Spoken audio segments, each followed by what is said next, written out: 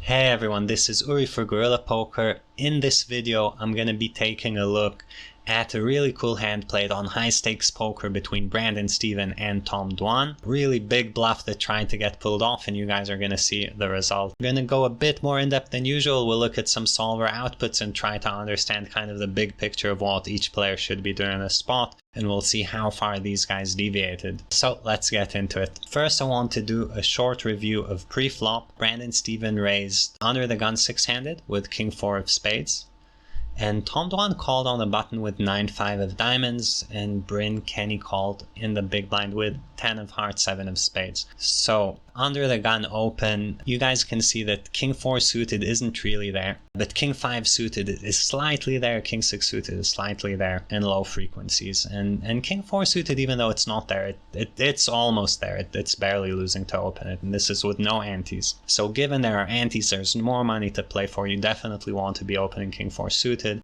So good open by Brandon, and if we wanted to simplify and just use these charts, a nice shortcut might be, for example, to look at the opening range for the next position, which in this instance would still not include King 4 suited. It would just have higher frequencies of the other King X suited, but again, not a real mistake. Obviously, you know, a 5 is better than a 4, but there's more to it than that even. There are also slight removal effects where, you know, people are more likely to call you when they have higher cards. So a 5, besides being more playable than a 4, just having a 5 means that you're going to get flatted less and you're going to get 3-bet less compared to a 4. Specifically a 5 also, you know, it's an ace 5 suited, which is a big 3-betting hand. There are differences between like King 4 suited, King 3, King Deuce, King 5, all these hands. There are slight differences, and since they're on the borderline of opening, were you to open all of them, you'd be opening way too loose. We have to pick and choose, and then King 4 just doesn't really make the cut for solvers, but it's a really minor mistake. The main issue with opening hands like these is just if people notice and adjust to you, which is something that I talk about a lot throughout the YouTube videos and in the courses that I make, the Red Line course on the site. If you haven't checked it out, definitely do that. But it's a lot about adjusting. Opening King 4 suited is not really a mistake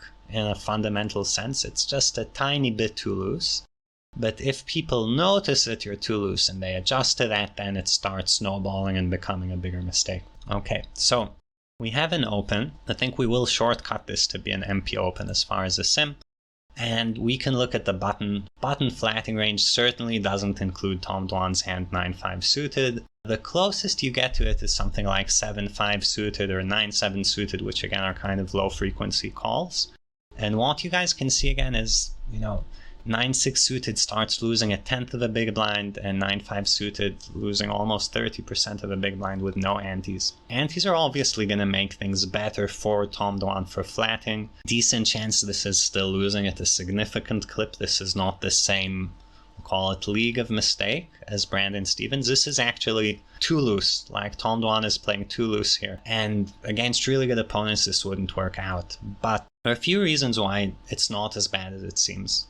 Number one is all of the numbers that you see here in the solver regarding how much a player is winning or losing have to do with everyone playing perfectly and playing very specific ranges. And we're already seeing Brandon Steven is playing looser than the sim by opening King 4 suited. If he opens looser, obviously you can flat looser, and also if you feel like you have a post-flop edge, this does enable you to play looser. Not every single time. You know, if you feel like you have a post-flop edge because the other guy is crazy aggro and you never fold anything, you definitely don't want to play very marginal hands against that type of player. But very often, kind of loose flat is something that you do either because the player's in the blind, you think you have an edge against them, the blinds, or the player opening, you think you have an edge against him. So even though 9-5 suited is too loose and is a technical mistake, it's certainly not a big one. Over to Bryn Kenny's call with 10-7 offsuit. Again, there are antes, so we have to keep in mind everything is a bit different, but the open's also bigger than in my sim. And 10-7 off is actually losing a lot. This is the biggest losing play we've seen so far. And I think that there can be very, very little excuses other than just not knowing how to play pre-flop too well in this scenario. The thing with 10-7 offsuit in a multi-way setting is that it's just not going to flop well. It's just going to flop kind of bad pairs and gut shots and stuff like that. And the fact that there are two players with relatively tighter ranges, you know, you're just not really doing anything with this hand unless you have a huge post-flop edge. Don't want to be calling junky hands after there's a raise and a call. You know, if there's just the raise, go back to just MP opening. Sure, it's too loose, but whatever, you're against one player, he's gonna miss a lot. Having a pair, you get to showdown with it more, and it's alright, especially with antes. But second player coming in, terrible for a hand like 10-7 offsuit, and Bryn Kenny should have been folding. Okay, on to the flop. So we get an ace of diamonds, 5 of clubs, 4 of diamonds board. On this board, Brandon Steven decides to c-bet for 5,000, which is roughly 60% of the pot size. Now, Tom Dwan, who flopped a pair and a flush draw, decides to raise 3.5x, and Brandon Steven decides to call this raise with King 4 of spades. I want to quickly take a look again in a solver at this situation, and here I'm going to be using the solver a bit creatively, because I'm not going to model this as a three-way sim. Our ranges are already a bit off, plus a few other things that you guys are going to see in a second. But what you can see is that even in a heads-up situation, Brandon Stevens should never be c-betting for a 60% size on an ace-5-4 two-tone board. The reason for this is that the out-of-position player actually doesn't have enough strong hands where he's pushing enough equity to actually c-bet. And in that sense, the c-bet here is a bit like donk betting, even if they were only two players. You just want to kind of check to the stronger range. Now, usually we talk about c-betting as, you know, I'm the pre-flop raiser, I'll c-bet because I have, you know, more ace-kings, more ace-queens, more pocket aces, etc. So I have the stronger range. And being the pre-flop ranger, it's kind of automatically assumed that you do get to c-bet. But in this kind of cold calling scenario, especially when the board has these low cards, you actually don't really have the stronger range. The in-position player is going to make a lot of sets in two pairs much more often than you, because he should be flatting tighter than your opening and kind of more pocket pair heavy. These kind of situations don't favor c-betting. And if you look at EVs, for each player, you can see that on this board the EV for the in-position player is 47, or if you want to go with the chip amounts that these guys have, this would be 4,700, and out of position 3,700. So in position's actually winning significantly more than half of the pot share, just due to having a lot more nutted hands. You can see this quickly in Range Explorer, where if you take 2 pair plus is 5.7% of out of positions range, while it's 7.8% of in position range. So 1.5 times as often in position is going to have a strong hand, and that's going to lead out of position to just play more passively and check, where ace king on this board is not really strong enough when you're deep stacked to want to get too much money. Be that as it may, Brandon Steven did decide to bet, and I want you guys to think of this a bit like a donk bet. I already covered donk betting and how to react against it and what are the issues with it in my donk betting 2 video series on YouTube, which if you haven't watched and you're curious, you're welcome to check out. But donk betting is not in general a big issue for any specific hand. It's more of a kind of strategy leak. A mistake, I'd say more in terms of the big picture strategy, but not really an important one in this specific hand. And unless your opponent is adjusting it, it doesn't really matter if you make this kind of mistake. But if we're thinking about like why did Tom Dwan flat wide, if you're making these kind of mistakes, that might be a bit of a reason. So we have a bet. Tom Dwan, who in these ranges we don't have 9-5 suited, so we'll look at something more like 7-5 suited, kind of similar hand type. You guys can see that this kind of pair plus flush draw hand type is raising extremely often, blocking pocket fives, having really good equity, just a really nice raise, and in position here is raising. His raising range is kind of centered around pocket fives. We're raising pocket fives, ace 5, and some bluffs, which can be all over the place. We can have certainly a lot of our fives, deuces and threes. You guys can see a bit of pocket sixes, 6-7 suited, you know, pocket nines, flush draws, even like naked top pairs. Every hand is getting in there at some frequency, and each of these hands has a reason. We're not going to get into every reason for every hand, but if you think about the hand that Tom Dwan has specifically, obviously we have a lot of equity, and we can get better hands to fold, because when we're raising here and we're repping this really polarized range, out of position is actually supposed to straight up fold some ace-x that he's bet. Of course, he shouldn't be betting, but if you were betting, to just straight up fold some top pairs. So just a raise that accomplishes a lot across the board, right? You will get called by worse. You have a ton of equity when you're behind and you get better to fold, and you kind of share cards with your nut combo, so everything about the combo kind of screams raise. So we have the raise, and Brandon Steven with his king 4 decides to call. Here in this sim we said we'd look at king 5, and what you can see in the sim is king 5 is definitely not folding, right? Because the raising range is so centered around sets, the fact that you have a set blocker, don't worry too much if it's a 4 or 5. I'm sure these guys would play the hand similarly. The fact that the pair is a set blocker is good enough, and it makes sense to continue. But you want to continue as a 3-bet, and the reason why is really connected to the raising range to begin with. If you guys remember, we could see the raising range has pocket 6s, and it has hands like ace 8. It has a bunch of hands that beat your 5 in theory. So calling gets a bit iffy due to those hands in PioSOLVER's range. While if you 3-bet, most of those hands, 6s, 7s, ace-x, are gonna fold. You actually get called by some set blockers that you might beat. So it's actually a lot more correct to raise. And if you guys look at this hand, you can kind of see that where Tom Dwan's raising with a 5. If you were to rebluff him with a 4, obviously like these two hands are not getting to showdown when you're bluffing, you're mostly following through. You'd get him to fold the 5 at some point, where if you just call, you guys might check it down and you actually end up losing. You want to be playing these set blockers a bit more aggressively versus a modern solver range. While kind of the old school polarized range, which doesn't really raise hands with showdown value, and you're more like draw or set, then calling makes more sense. Be that as it may, Brandon Stevens decided to call. We're going to see a turn. Turn in this instance, a 9 of clubs, bringing in a second flush draw. Brandon checks his king 4, and you guys can see he has 9% to win, but that's not really the case if he's intending to bluff. If Dwan gives up or if he check shoves, like you're not really looking to show down this type of blocker hand. So here he checks. Tom Dwan with his 2-pair follows through for roughly a 75% pot size bet, so fairly large bet. Let's actually take a look at this in a solver. So we have the bet and the raise, a call, and we can look at 9 of clubs, but the issue is, again, the ranges don't have 9-5, and I don't really want to look at ranges that just have a bunch of random hands in them. So closest card I can come up with now is a 6, because the ranges do have 5-6, right? Or they do have 7-5, so we can put out 7. Sure, there's like 6-8 suited straight, but that's barely in the ranges, so 7 is fairly close in terms of how the ranges should play.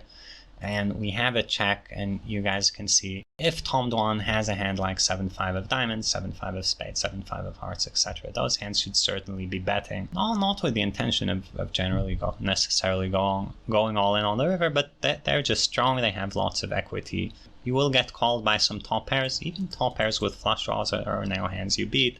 You'll get called by some flush draws, get called by some hands like 4-5 suited, 5x suited with flush draws. Lots of kind of good reasons to keep betting. Betting strategy on the turn, kind of cool to see, is that solver actually checks back flush draws and barrels with more of a depolarized range, so barreling lots of pairs and the value range and even top pairs. And the idea here is you really don't want to get check shoved on when you have a flush draw. So this kind of range really punishes the other guy for having flush draws in the first place, or having exactly Brandon Stevens' hand type, like just a set blocker. Just barreling hands like 5-6, pocket 3s that are not really going to show down and win very often. And when you do that, you get some better hands to fold, some flush draws to still call. These are all mixed 0-ish EV because of all these kind of showdown value bluffs. It seems really good to keep betting a lot, but be kind of careful. Like, you do the opposite of what you think. You actually check back draws and bet pairs when the board is a super wet, just to not get shoved on. So we have the bet. Brandon decides to raise it up, and here he's doing basically what he should have done on the flop. He's saying, you know what, when I have the 4, it's just pretty tough for you to have a value hand. You're more likely bluffing, so I want to turn this into a bluff. I think he realizes calling down with a 4 is not going to work out the best for him, especially with Dwan's bluffs having so much equity. They can just hit a random pair on the river. He has a bunch of draws, so Brandon Steven decides to go with a raise. And let's look at what the solver has to say about this. Again, we'll look at King 5. It's kind of tricky because, like, in theory, you should never be in this situation. But once you are here, if you look at a hand like King 5 of spades, calling starts losing you money. The hand is just too weak. Folding is fine, but actually raising is the best play for this type of hand.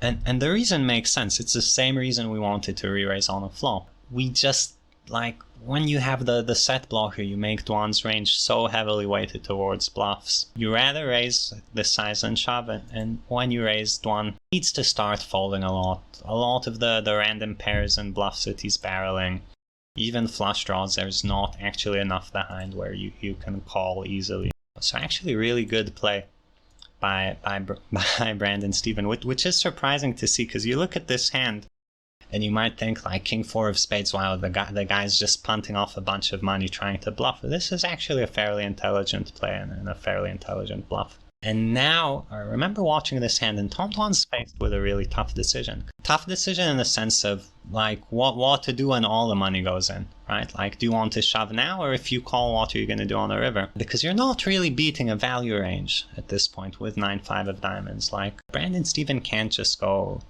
crazy with something like ace king in this situation. The hands he's doing this with are like better two pairs pretty much, or sets. So you have your flush draw, you have your both out, certainly you have lots of equity, and maybe you think Brandon Stevens could have ace king, maybe you think he could have a bunch of draws. So Dwan decides to go all in. Brandon Steven instantly lays his hand down in frustration. You guys are impossible to bluff, and let's see what the solver thinks about this. Even though things are super different, and I want to remind you guys how super different the sim we're looking at is, because this situation was three-way, the table had antes, we're already having a c-bet in a spot where you should basically never c-bet, so everything's super different than the solver, but the principles stay the same. So even though like the situation is super different, Dwan raised a good hand, Brandon Steven is now, you know, he didn't play every node perfectly, but now that he's here on the turn, he's actually making a really good check raise as far as hand type. I'm definitely curious what solver will say to do with Tom Dwan's type of hand. And you guys can see it's actually super interesting to see that against the turn check raise, solver is recognizing, you know, your opponent won't have ace king. So if you even have something like 7-5 of hearts, it's time to fold, right? You're drawing almost dead against the value range, just not doing well enough. Like if we go back and look at the check raising range, pocket fives, pocket sevens, pocket aces, some really big draws, maybe some ace 5 or like ace 3 with a flush draw. So all these really strong hands, 5-7 is just not doing well enough to continue. If you have something like ace high flush draw that you were merged bluffing with, or 6-7 suited, those hands are close.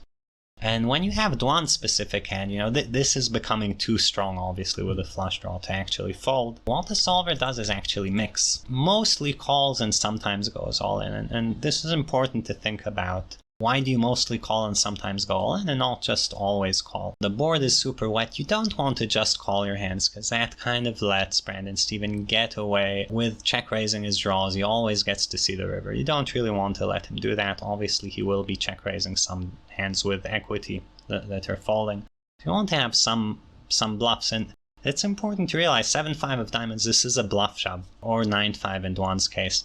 Like, not a bluff, right? You can't just divide everything into poker like people used to think. Value or bluff and that's it. Obviously the hand has tons of equity. It's going to be ahead sometimes when called, but really you're hoping for a fold, and you guys can see, like, if you shove and get called, this hand has 35% equity, certainly enough to get the money in, but you're not hoping for a call. So Tom Dwan's play is certainly fine mixed. If I had to guess, he probably hoping that Brandon Steven might have sometimes something like ace king, ace queen, or some flush draw where the shove kind of makes more sense, but mostly he's, you know, he's just saying let's go with it. And in solver, were you to call, river came some kind of brick and you face a shove, 7-5 at this point on the river would kind of have good enough removal effects to call anyway. So yeah, I think Dwan's play makes sense. We can see it's a bit mixed in solver, and yeah, hand ends there. I think really cool hand. There were a bunch of things that were done wrong about it. I'd say starting from pre-flop, everyone is making these kind of small too loose errors, some larger than others. After the flop, Brandon Steven not recognizing that he no longer has the advantage, he shouldn't really be c-betting. And other than that, you know, the hand from a big picture perspective, the way the players played it was actually surprisingly okay, given how spewy this play looks. So really cool to see that. For me, it's a really interesting spot to study, because these kind of things happen in live games all the time, where people open too loose, they call too loose, they c-bet too loose.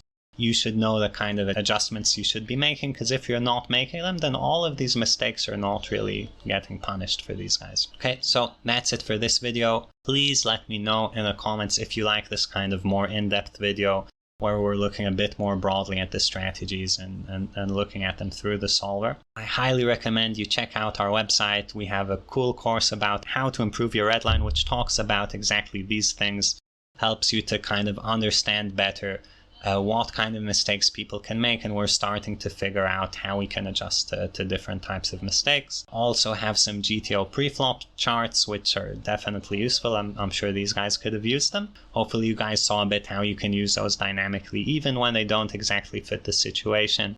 You can look at the EVs and look at the ranges and kind of figure stuff out a little bit. I hope you guys enjoyed the video, and I'll see you next time.